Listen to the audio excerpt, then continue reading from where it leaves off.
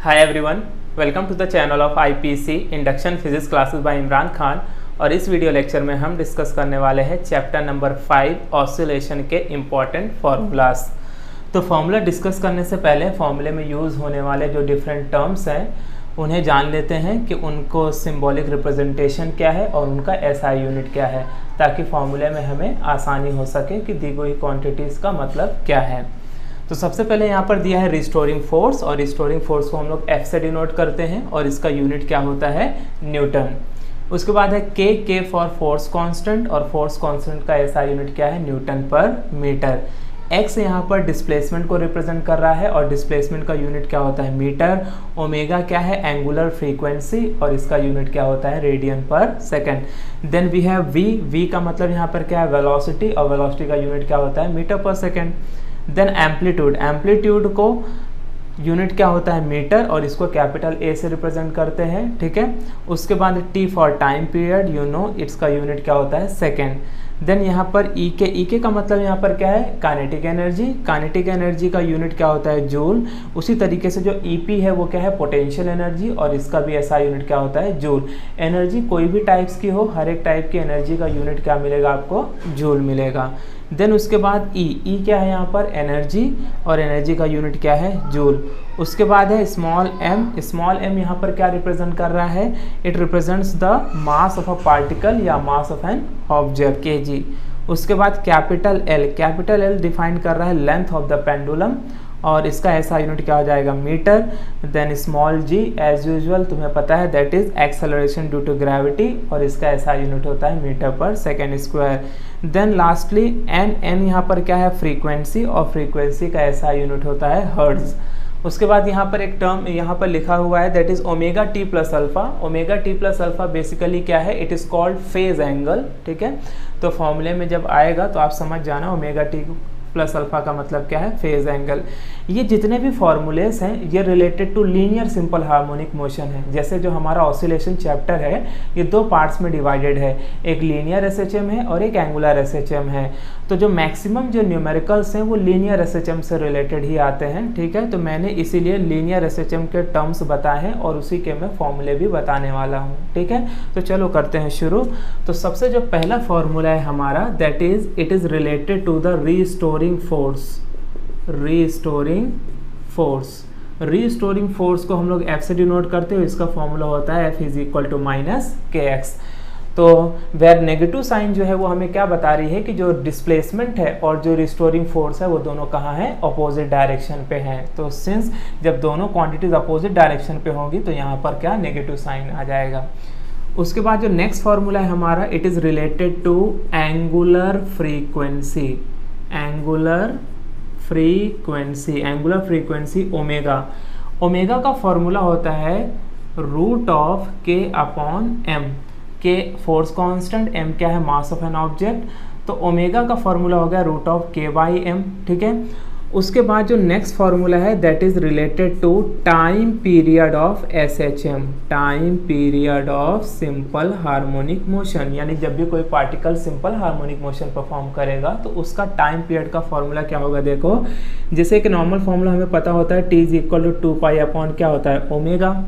तो मैं अगर ओमेगा की value root of K by M रख दूँ तो इसी फॉर्मूले को हम लोग क्या लिख सकते हैं, और you can write 2 pi upon root of K by M. तो देयरफॉर ये फाइनल फॉर्मूला क्या हो जाएगा, T is equal to 2 pi root of M upon K. तो ये हमें फॉर्मूला मिल गया related to time period of simple harmonic motion. उसके बाद जो नेक्स्ट फॉर्मूला है that is related to frequency of simple harmonic motion. अब अगर हमें फ्रीक्वेंसी निकालना है तो इसके लिए फॉर्मूला बहुत आसान है, क्योंकि हमें पता है फ्रीक्वेंसी क्या होता है, it is the reciprocal of time. Frequency क्या है, रेसिप्रोकल ऑफ टाइम। तो बस हमें करना क्या है, यहाँ पर फॉर्मूला रख देना है 1 अपॉन टी का फॉर्मूला क्या है, 2 pi root of M upon K. So therefore यहाँ से फ्रीक्वेंसी का फॉर्मूला मिल जाएगा 1 upon 2 pi root of K by M. तो ये क्या मिल गया हमें, फ्रीक्वेंसी ऑफ एसएचएम का फॉर्मूला मिल गया, ओके। उसके बाद जो हमारा नेक्स्ट फॉर्मूला है that is related to differential equation of simple harmonic motion. और differential equation of simple harmonic motion का फॉर्मूला क्या होता है, D square x upon D T square plus omega square x is equal to 0। तो ये formula क्या है, differential equation का फॉर्मूला मिल गया D square x upon D T square, जो कि ये जो है ये किसकी वैल्यू है, बेसिकली ये एक्सेलरेशन है, ठीक है। ओके, तो इन फॉर्मूले को आप नोट डाउन करो, फिर हम लोग कुछ बाकी फॉर्मूलेज भी देख लेते हैं।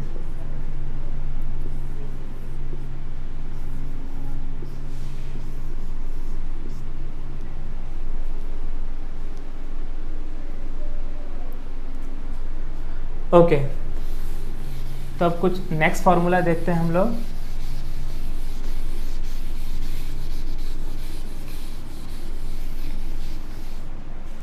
ठीक है, नेक्स्ट फार्मूला जो है हमारा related to acceleration of a particle performing SHM, यानी जब भी कोई particle simple harmonic motion perform करेगा तो हमने डिफरेंशियल इक्वेशन तो देख लिया, अब हमें पता करना है कि एक्सेलरेशन क्या होगा, वेलोसिटी क्या होगा और डिस्प्लेसमेंट क्या होगा। तो सबसे पहले हम फाइंड करेंगे acceleration of a particle performing simple harmonic motion. तो देखो इसका फॉर्मूला क्या है, इसका फॉर्मूला होता है a is equal to minus omega square x, यानी जो डिफरेंशियल इक्वेशन है, क्या था differential equation, d square x upon D T square plus omega square x is equal to 0। तो उसमें जो d square x upon D T square है वो क्या है, बेसिकली एक्सेलरेशन a है, और बाकी टर्म को हमने इधर भेज दिया, तो ये क्या हो गया, acceleration is equal to minus omega square x. उसके बाद जो नेक्स्ट फार्मूला है related to velocity of a particle performing simple harmonic motion। तो वेलोसिटी का जो हमें फॉर्मूला मिलता है it is v is equal to plus minus omega root of a square minus x square. तो a यहाँ पर एम्पलीट्यूड है, x डिस्प्लेसमेंट है, ओमेगा एंगुलर फ्रीक्वेंसी, ओके, या एंगुलर वेलोसिटी, और v क्या है यहाँ पर लीनियर वेलोसिटी। उसके बाद जो नेक्स्ट फार्मूला है that is related to displacement of a particle performing simple harmonic motion. तो displacement of a particle performing simple harmonic motion का फॉर्मूला है x is equal to a sine omega T plus alpha. तो यहाँ पर जो omega T plus alpha है वो basically क्या बता रहा है, फेज एंगल बता रहा है। और ये जो फॉर्मूला है ये एक जनरल फॉर्मूला है for the displacement, general formula, ठीक है, क्योंकि यहाँ पर दो केसेस बनते हैं, अगर पार्टिकल मीन पोजीशन पर है तो डिस्प्लेसमेंट क्या होगा, और अगर पार्टिकल एक्सट्रीम पोजीशन पर है तो डिस्प्लेसमेंट क्या होगा, ठीक है। तो हम लोग फाइंड करते हैं पहला एट मीन पोजीशन, अगर पार्टिकल मीन पोजीशन पे सिंपल हार्मोनिक मोशन परफॉर्म कर रहा है एट मीन पोजीशन, तो x का फॉर्मूला क्या हो जाएगा, a साइन ओमेगा टी, ठीक है, क्या हो जाएगा, a साइन ओमेगा टी। तो याद रखना है कि अगर particle simple harmonic motion perform कर रहा है एट मीन पोजीशन तो x is equal to a sine omega t, और अगर particle simple harmonic motion perform कर रहा है कहाँ पर, एट एक्सट्रीम पोजीशन, तो x की वैल्यू क्या हो जाएगी, a कॉस ओमेगा टी। तो ये दोनों फॉर्मूला याद रखना है, ये मीन पोजीशन के लिए है और ये एक्सट्रीम पोजीशन के लिए है, और ये जो फॉर्मूला है ये कौन सा है, जनरल फॉर्मूला है, ओके। इसके होने के बाद फिर हम लोग अभी देखेंगे कि किस पोजीशन पर एक्सेलरेशन की वैल्यू मैक्सिमम होगी, किस पोजीशन पर वेलोसिटी की वैल्यू मैक्सिमम या मिनिमम होगी, और किन पोजीशन पर डिस्प्लेसमेंट मैक्सिमम या मिनिमम होगा। तो इन्हें आप नोट डाउन करो। इसके बाद फिर हम लोग देखते हैं maximum and minimum values of acceleration, velocity and displacement.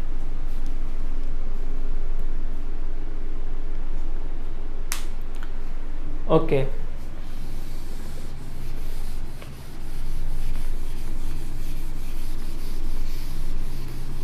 तो चलिए फिर अब देखते हैं हम लोग,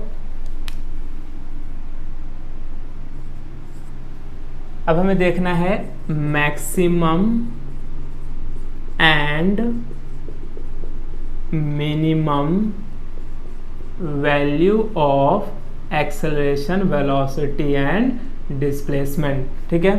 तो मैं यहाँ पर सबसे पहले लिख देता हूँ at mean position, at mean position और दूसरा क्या है यहाँ पर at extreme position, mean position और एक्सट्रीम पोजीशन।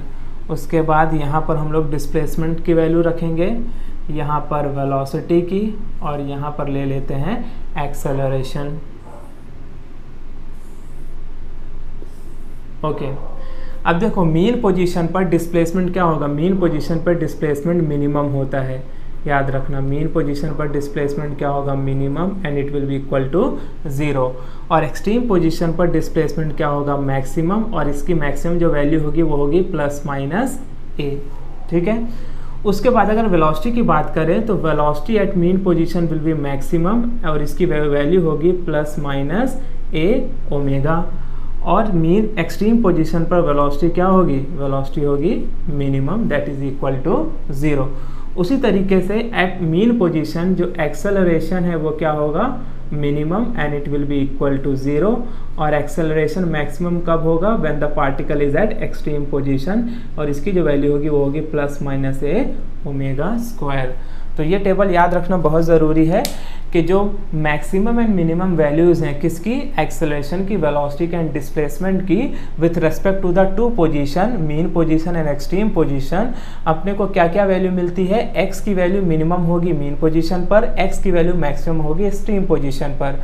उसी तरीके से v की वैल्यू मैक्सिमम होगी मीन पोजीशन पर और मिनिमम होगी एक्सट्रीम पोजीशन पर। एक्सेलरेशन की मिनिमम वैल्यू होगी मीन पोजीशन पर और मैक्सिमम वैल्यू होगी एक्सट्रीम पोजीशन पर।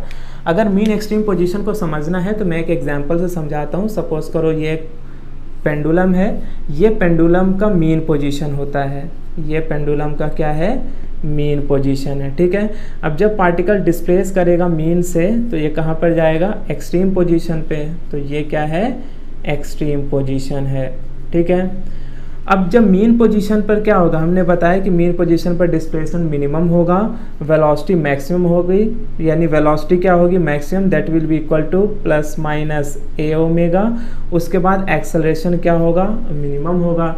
अगर हम एक्सट्रीम पोजीशन की बात करें तो डिस्प्लेसमेंट मैक्सिमम होगा प्लस माइनस ए, वेलोसिटी जो है वो क्या होगी मिनिमम 0 और एक्सेलरेशन होगा maximum plus minus a omega square. ठीक है, तो ये हमें मिल गया मैक्सिमम और minimum values of acceleration, velocity and displacement.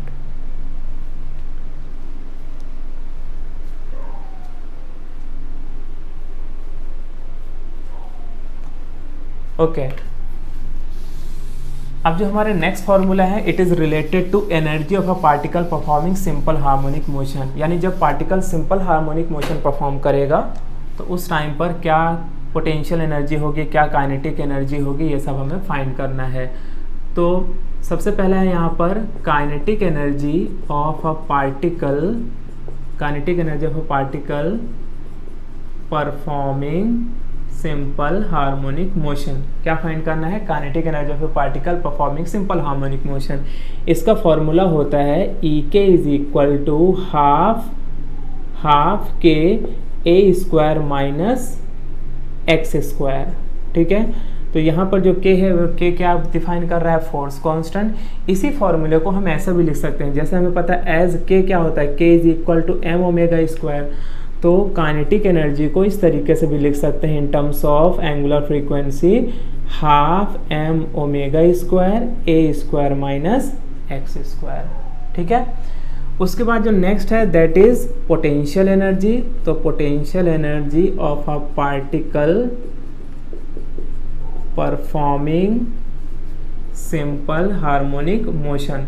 Potential energy of a particle performing simple harmonic motion, इसका फॉर्मूला होता है EP is equal to half K a square. ठीक है, वापस से इस फॉर्मूले को हम लोग लिख सकते हैं as k is equal to क्या होता है m omega square.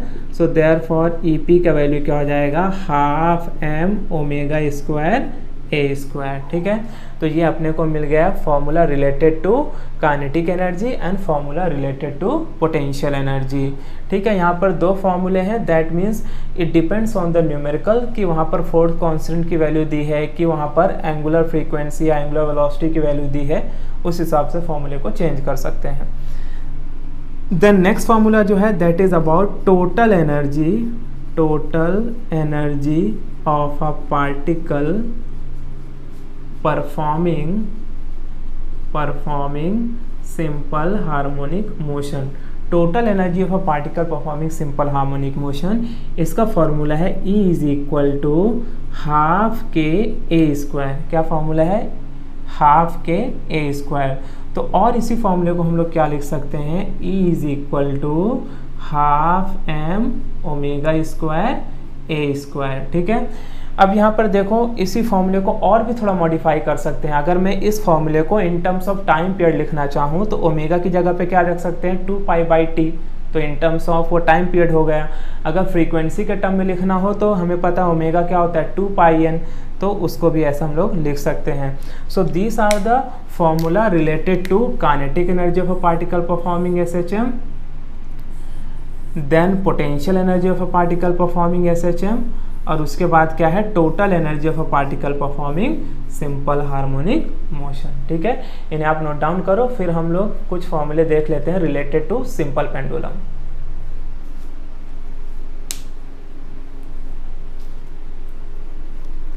Okay.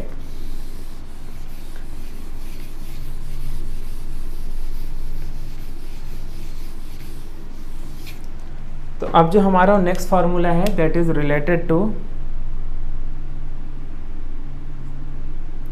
it is related to time period of simple pendulum.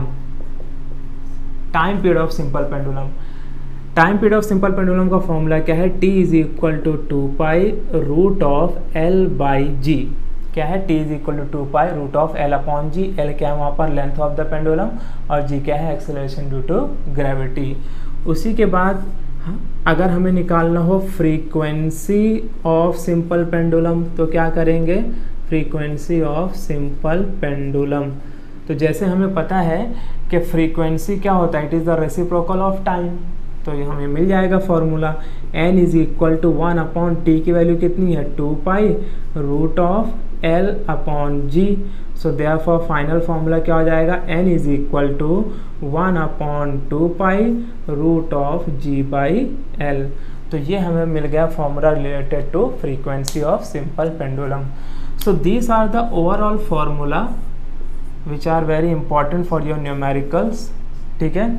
तो इन फॉर्मूले को आप अच्छे से लर्न करें और लर्न करने के बाद try to solve the numerical. ठीक है.